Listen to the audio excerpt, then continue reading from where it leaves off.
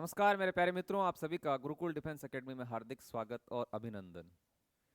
खुद को माचिस की तिल्ली की तरह मत बनाइए जो मात्र थोड़े से घर्षण से सुलग जाती है। बनाना है तो अपने आप को एक समुद्र की भांति, एक सरोवर की भांति बनाइए जिसमें आप कितने भी अंगारे डालें तो वो आसानी से बुझ जाते हैं। आज हम पढ़ने जा रहे हैं बल, दाब और घनत्व, ये अपना टॉपिक रहेगा। इससे संबंधित हम प्रश्न करेंगे। प्रश्नों की श्रृंखला हम शुरू करने जा रहे हैं और पहला प्रश्न आया है, बल के मापन की इकाई क्या है? बल, दाब और घनत्व, ये अपना टॉपिक है और पहला प्रश्न पूछा जा रहा है, बल के मापन की इकाई क्या है? क्या इकाई रहेगी बल के मापन की? न्यूटन, पास्कल, लुमेन या वेबर? बल का मात्रक क्या है? बल को किस में मापा जाता है ये पूछा जा रहा है। क्या वेबर आंसर रहेगा? वेबर चुंबकीय फ्लक्स का मात्रक है। चुंबकीय फ्लक्स का मात्रक क्या होता है? वेबर। चुंबकीय फ्लक्स का मात्रक वेबर है। लुमेन किसकी इकाई होती है? लुमेन ज्योति फ्लक्स की इकाई होती है। लुमेन ज्योति फ्लक्स, ये ज्योति फ्लक्स की इकाई है।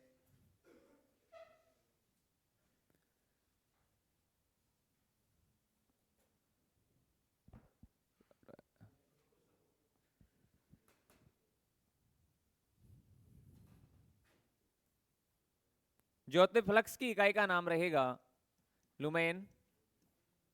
पास्कल दाब का मात्रक होता है और बचा हुआ है न्यूटन, जो बल का एसआई मात्रक है। न्यूटन बल का एसआई मात्रक रहेगा न्यूटन।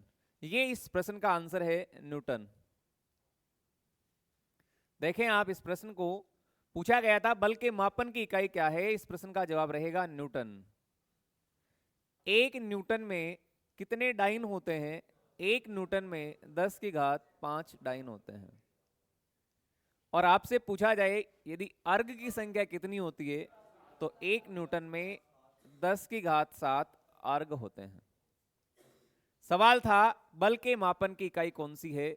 न्यूटन। नंबर 2, आगे वाले प्रश्न में पूछा जा रहा है, मांसपेशियों द्वारा लगाया गया बल क्या कहलाता है? आसान प्रश्न है। मानव शरीर में कुल मांसपेशियां कितनी होती है? कुल मांसपेशियों की संख्या 639 मांसपेशियों द्वारा लगाया गया बल क्या कहलाएगा? पेशीय बल, घर्षण बल या चुंबकीय बल? ये तो बहुत आसान सा सवाल है। चुंबकीय बल नहीं होगा, मांसपेशियों द्वारा लगाया गया बल पेशीय बल कहलाता है। पेशीय बल, जब आप किसी सतह से कोई भारी संदूक को उठाते हैं तो पेशीय बल लगता है। घोड़ा गाड़ी को किस बल के तहत खींचता है? पेशीय बल के तहत खींचता है। बहुत सारे उदाहरण हैं पेशीय बल के। इस प्रश्न का आंसर रहेगा पेशीय बल। घर्षण बल किसी दो वस्तुओं के संपर्क में आने से लगता है। जैसे हम खड़े हैं तो वो घर्षण बल की वजह से। प्रश्न पूछा गया मांसपेशियों द्वारा लगाया गया बल क्या कहलाता है? पेशीय बल कहलाता है। ये इस प्रश्न का आंसर रहेगा।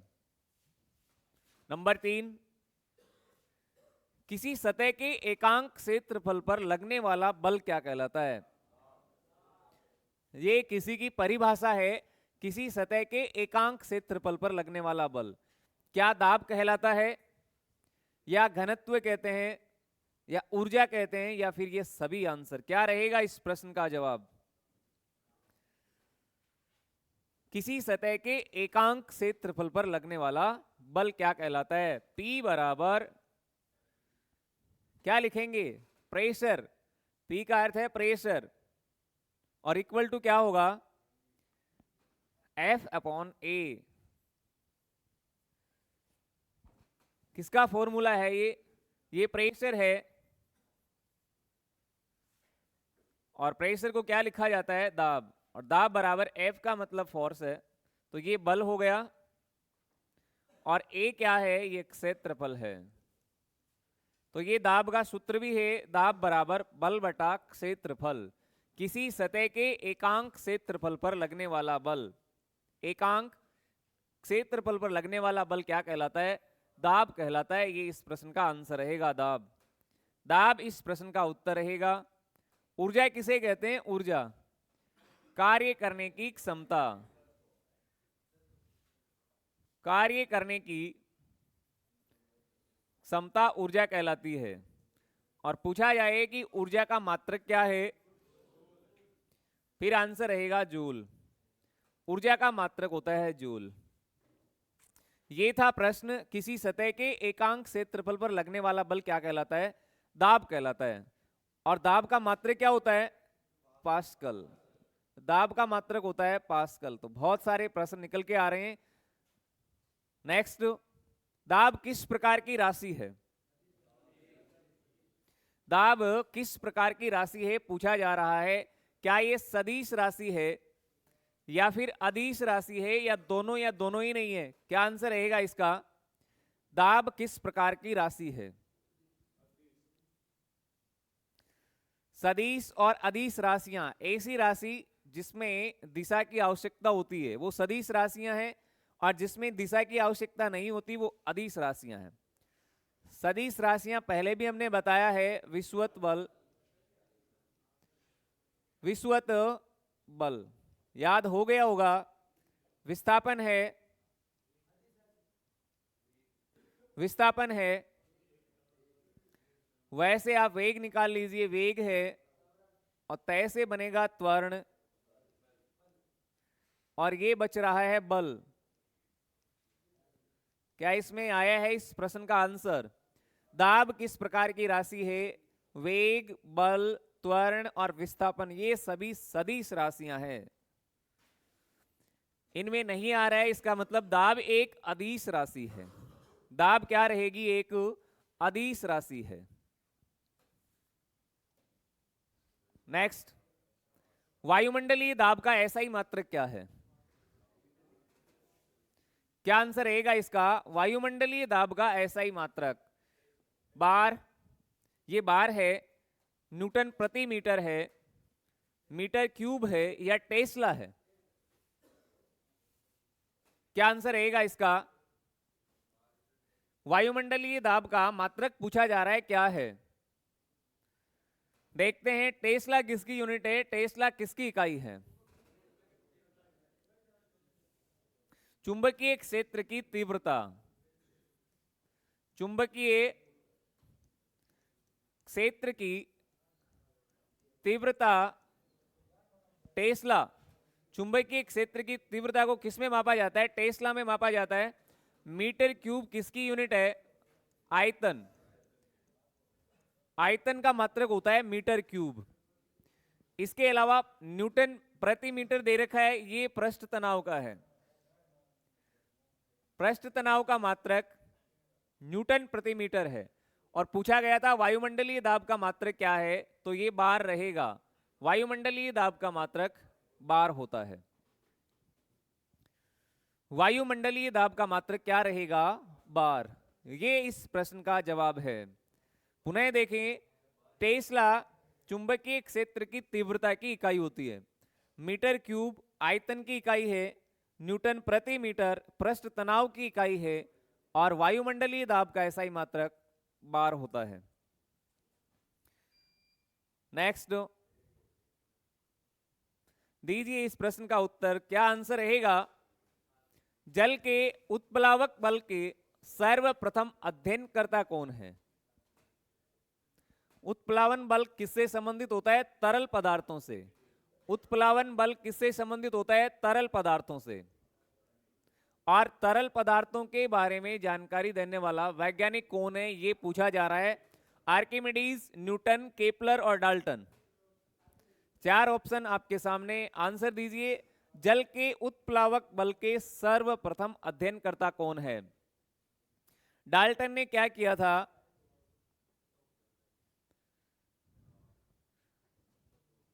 जॉन डाल्टन कौन था, परमाणु सिद्धांत के जनक है ये। परमाणु का सिद्धांत जॉन डाल्टन ने दिया था। केपलर ने क्या किया था? ग्रहों की गति के नियम दिए। ग्रहों की गति के नियम देने वाला वैज्ञानिक कौन है? केपलर है। न्यूटन ने गति के नियम दिए थे। गति के नियम किसने दिए? न्यूटन ने। और अब जो बचा हुआ है वो है आर्किमिडीज। तो तरल पदार्थ, उत्प्लावक बल, ये आर्किमिडीज था। उत्प्लावक बल का सिद्धांत देने वाला वैज्ञानिक कौन है? आर्किमिडीज है।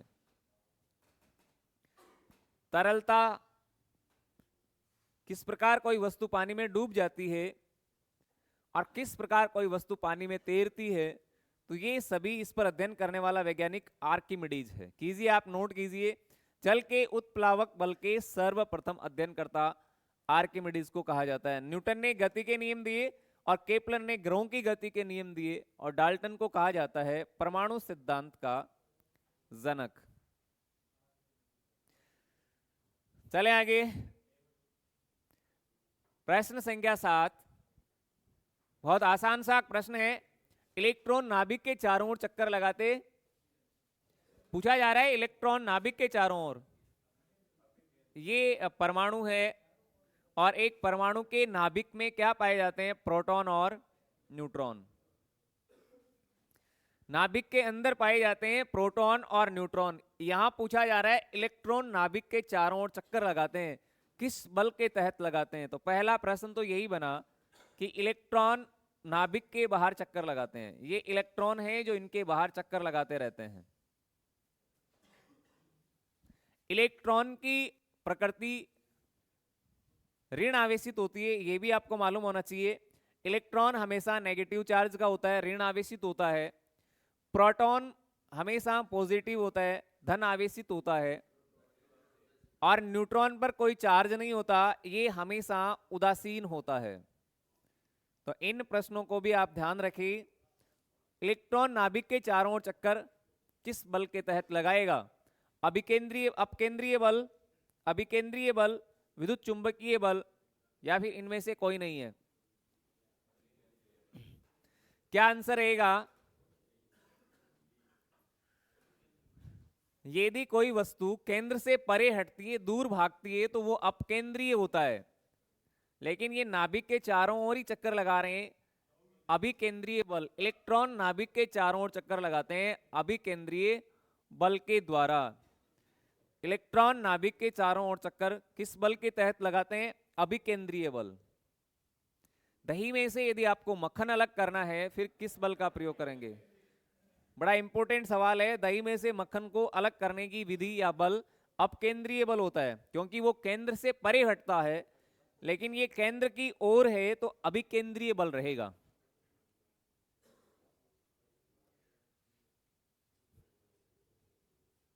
नेक्स्ट, संपर्क में रखी दो वस्तुओं के मध्य का बल जो गति करने में वस्तु का विरोध करता है, क्या कहलाता है?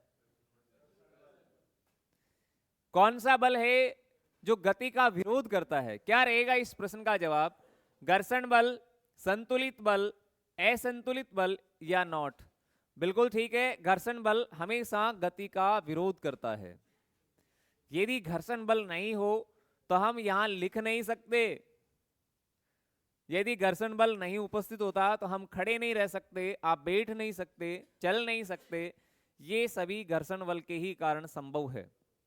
तो संपर्क में रखी हुई दो वस्तुओं के मध्य यदि कोई बल लग रहा है और वो गति का विरोध कर रहा है, तो उस बल को हम कहेंगे घर्षण बल।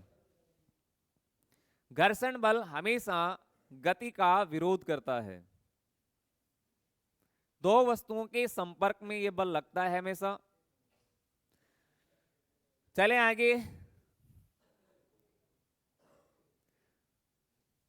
प्रश्न संख्या 9, घर्षण बल का प्रकार है, कौन सा रहेगा घर्षण बल का प्रकार? क्या रहेगा इस प्रश्न का उत्तर? घर्षण बल का प्रकार स्थैतिक घर्षण, सर्पी घर्षण, लोटनिक घर्षण, या सभी? घर्षण बल 3 प्रकार के होते हैं, कौन कौन से हैं? क्या इनमें से एक जवाब है या सभी है? निम्न में से घर्षण बल का प्रकार कौन सा है? स्थिति घर्षण, सर्पी घर्षण, लोटनिक घर्षण या सभी? बिल्कुल ठीक है, इस प्रश्न का आंसर रहेगा सभी। ये सभी के सभी घर्षण बल है। स्थिति घर्षण का मान सबसे ज्यादा होता है, सबसे ज्यादा मान किसका होता है? स्थिति घर्षण बल का मान सबसे ज्यादा होता है। और आपको न्यूनतम पूछा जाए तो फिर लोटनी घर्षण का मान रहेगा, ये न्यूनतम होता है। लोटनी घर्षण का मान सबसे कम होता है, स्थिति घर्षण बल का मान सबसे अधिक होता है। यदि कोई वस्तु, यदि किसी वस्तु को आप वहां से खिसकाने का प्रयास कर रहे हैं और वहां से वो नहीं खिसक रही है, सरक नहीं रही है, इसका मतलब वो स्थिति घर्षण बल है। सर्पी घर्षण कौन सी होती है? यदि किसी वस्तु को आप आसानी से सरका रहे हैं तो वो सर्पी घर्षण है, और लोटनी घर्षण आसानी से लुढ़क सकती है। तो कोई वस्तु अपने स्थान से नहीं हटे और उसी स्थान पर रहे तो वो स्थिति घर्षण है, और सबसे ज्यादा मान स्थिति घर्षण बल का होता है। तो ये तीनों के तीनों प्रकार रहेंगे घर्षण बल के। नेक्स्ट 10वां प्रश्न पूछा जा रहा है, निम्न में से सतहों के मध्य घर्षण अधिक होता है। घर्षण बल का मान सबसे अधिक किसके बीच में होता है? क्या ठोस ठोस पदार्थों के बीच में होता है, या फिर द्रव्य द्रव्य पदार्थों के बीच में होता है, या फिर वायु और ठोस के मध्य होता है? किसके बीच में घर्षण बल का मान सबसे ज्यादा होता है? निम्न सतहों में से किसके मध्य घर्षण बल अधिक होता है? सबसे ज्यादा पूछा जाए तो ये सबसे अधिक रहेगा ठोस और ठोस के बीच में, सबसे अधिक ठोस और ठोस के बीच में होता है। उससे यदि कम पूछा जाए फिर द्रव्य और द्रव्य के बीच में, और सबसे कम पूछा जाए तो वायु और ठोस के बीच में सबसे कम होता है। सबसे कम पूछा गया था, निम्न में से सतहों के मध्य घर्षण अधिक होता है ठोस ठोस के बीच में। हो गया यहां से, ठोस और ठोस के बीच में घर्षण बल सबसे ज्यादा होता है और सबसे कम होता है वायु और ठोस के बीच में। ये लीजिए आगे वाला प्रश्न, सड़क पर चलने की अपेक्षा बर्फ पर चलना कठिन है, क्यों?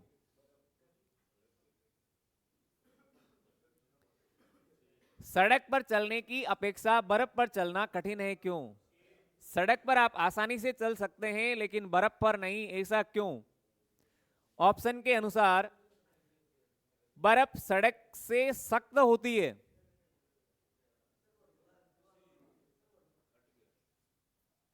क्या हो गया?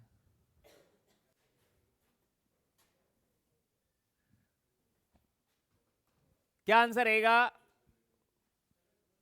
बर्फ सड़क से सख्त होती है, क्या ये जवाब है इसका? आसानी से पहचान करें, सड़क बर्फ से सख्त होती है, क्या ये रहेगा? ये बैठ रहा है क्या आंसर? बर्फ में सड़क की अपेक्षा घर्षण कम होता है। जब हम पैर से धक्का देते हैं तो बर्फ कोई प्रतिक्रिया व्यक्त नहीं करती, क्या आंसर रहेगा इसका? सी विल बी राइट आंसर। बर्फ में सड़क की अपेक्षा घर्षण कम होता है, इसीलिए हम सड़क पर आसानी से चल सकते हैं लेकिन बर्फ पर नहीं। ये रहेगा इस प्रश्न का जवाब, बर्फ में सड़क की अपेक्षा घर्षण कम होता है। चलें आगे, नेक्स्ट।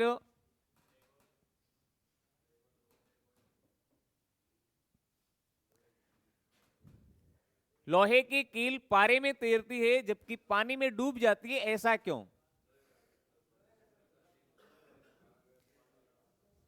सोच समझ के आंसर दें। लोहे की कील पानी में तैरती है जबकि पारे में तैरती है जबकि पानी में डूब जाती है, ऐसा क्यों?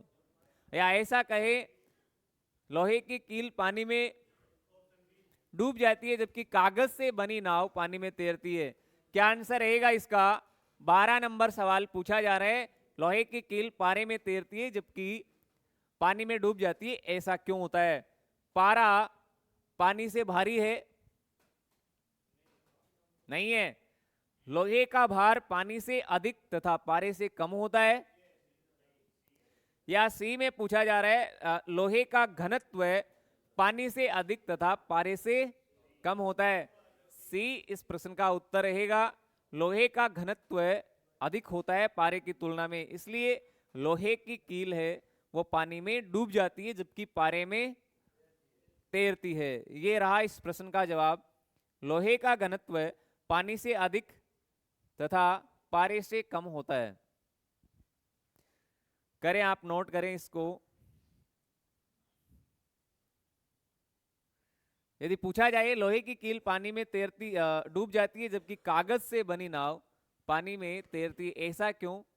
तो भी यही आंसर रहेगा, क्योंकि लोहे की कील का घनत्व अधिक जबकि कागज से बनी नाव का घनत्व कम होता है, इस कारण। ये लीजिए नेक्स्ट प्रश्न। ये बहुत आसान प्रश्न है। समुद्र में पलवन करते आइसबर्ग का कितना भाग समुद्र की सतह से ऊपर रहता है? कितना भाग समुद्र से ऊपर रहता है? समुद्र की सतह से ऊपर रहता है कितना भाग? आइसबर्ग का कितना भाग समुद्र की सतह से ऊपर रहता है? 1/9, 1/10, 1/6 या फिर 1/4? क्या रहेगा आंसर? 1/10 बिल्कुल ठीक है। इस प्रश्न का आंसर ये रहेगा 1/10।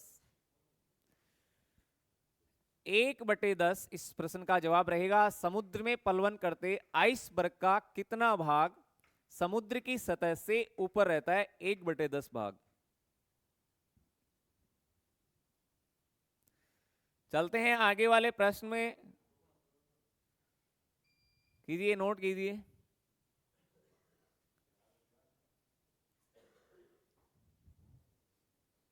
प्रश्न संख्या 14।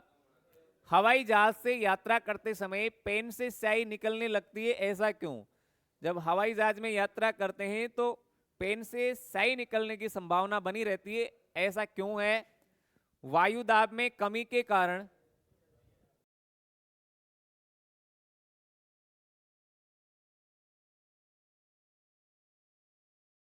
नेक्स्ट प्रश्न सवाल नंबर 15 है। बर्फ के दो टुकड़ों को आपस में बर्फ के दो टुकड़े आपस में किस कारण चिपक जाते हैं? बर्फ के दो टुकड़ों को यदि आप दबाएं तो आप आपस में किसके कारण चिपक जाते हैं? बताइए क्या आंसर रहेगा इसका? बर्फ के दो टुकड़ों को आपस में दबाने से वो किसके कारण चिपक जाते हैं, ये पूछा जा रहा है। प्रश्न संख्या 15 में पूछा जा रहा है बर्फ के दो टुकड़ों को आपस में रगड़ने से वो किसके कारण चिपक जाते हैं? दाब अधिक होने से बर्फ का गलनांक बढ़ जाता है। जब बर्फ के टुकड़ों को दबाएंगे तो क्या होगा? क्या ऐसा होगा? या फिर दाब अधिक होने से बर्फ का गलनांक घट जाता है? दाब अधिक होने के कारण बर्फ का गलनांक पहले घटता है और फिर बढ़ता है, और दाब व गलनांक में कोई संबंध नहीं है। क्या जवाब रहेगा? कौन सी धातुओं को हथेली पर रखने से पिघल जाती है? सीजियम और गैलियम। सीजियम और गैलियम ऐसी धातुएं हैं जिनको यदि हम हथेली पर रखें तो पिघलने लगती है, क्योंकि उनका गलनांक क्या होता है? कम होता है। तो गलनांक घट जाता है और दाब क्या होता है? अधिक होता है। दबाएंगे तो दाब अधिक होगा और गलनांक घट जाने के कारण ऐसा संभव है बर्फ के दो टुकड़ों को आपस में आप रगड़ें या दबाएं तो वो आपस में चिपक जाते हैं। तो बर्फ के दो टुकड़ों को रगड़ने से किसके कारण वो चिपक जाते हैं? दबाव अधिक होता, दाब अधिक होगा, जिसके कारण बर्फ का गलनांक घट जाता है। करें आप नोट इस प्रश्न को। बहुत इंपॉर्टेंट प्रश्न है ये, कई बार पूछा हुआ है एग्जाम में।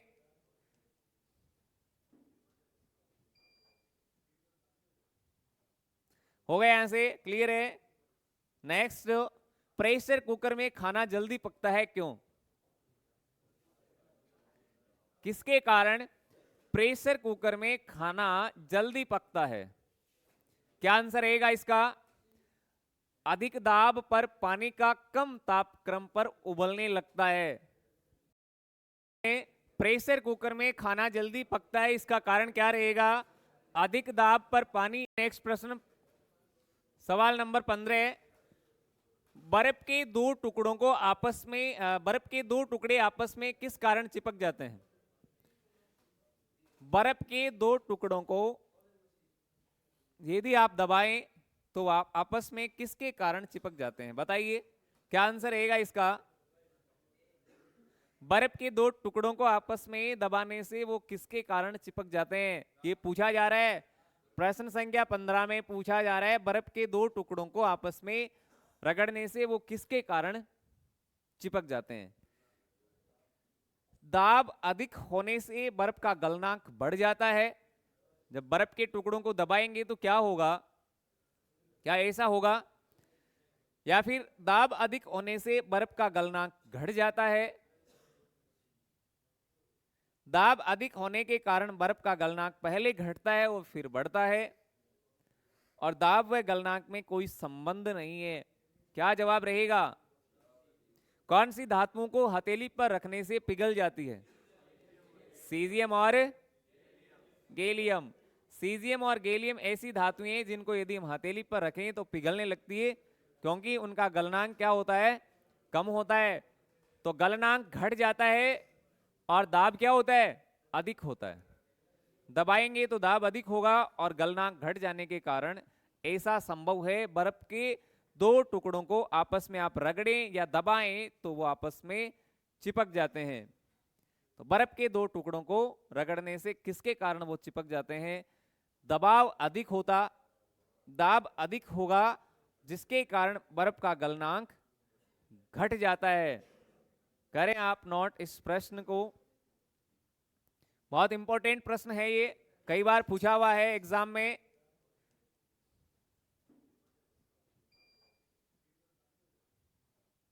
हो गया? यहां से क्लियर है?